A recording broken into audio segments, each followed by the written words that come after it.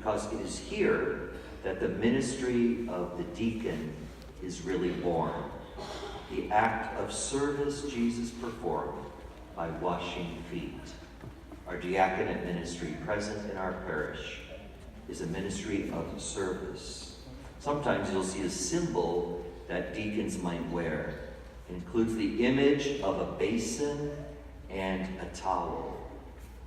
It refers to this specific passage.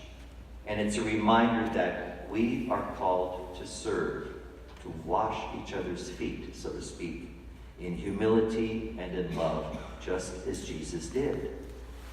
But the act of service that Jesus instituted at the Last Supper is not simply reserved to deacons, nor to priests.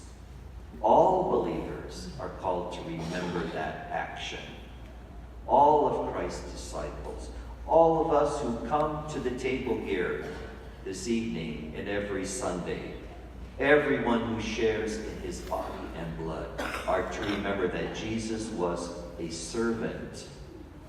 He tells them, you ought to wash other people's feet.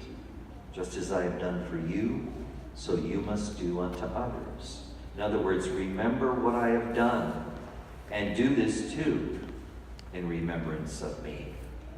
So that's what we are to remember in the Last Supper. Not only did Jesus leave his body and blood for us so that we could remember him and be nourished by him, but he asks that we remember him also by serving the needs of others. Jesus wants us to remember him in the action of breaking bread, pouring the cup, and washing people's feet. You know, the ancient Jews, long before Jesus, were commanded to remember also what God had done for them. In the first reading from the book of Exodus, there's a description of the Passover meal, the very meal that Christ was celebrating at the Last Supper. And listen how God tells the Israelites to remember him. He says, this day will be a memorial feast for you, which all your generations shall celebrate with pilgrimage to the Lord as a perpetual institution. God is calling on the people through Moses to remember him. They're told, don't forget. And the Jewish people, even to this day, have never forgotten. They continue to observe the Passover during the same time that we are celebrating the resurrection of Christ. So both Christians and Jews are a people who are commanded to remember what God has done in our history. The Jews remember how God led them out of slavery from Egypt into the desert, into the promised land.